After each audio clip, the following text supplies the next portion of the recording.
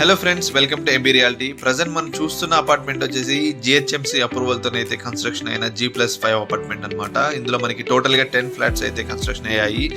And ఇందులో మనకి 1600 SFTస్లో అయితే మనకి ఫ్లాట్ సైజ్ అనేది ఉండడం జరిగింది అనమాట.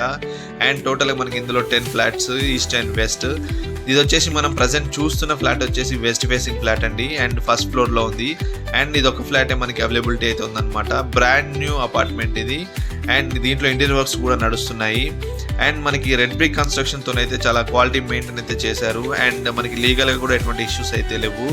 అండ్ జస్ట్ మనకి 1 to 1.5 kilometre distance to Bombay highway అనమాట.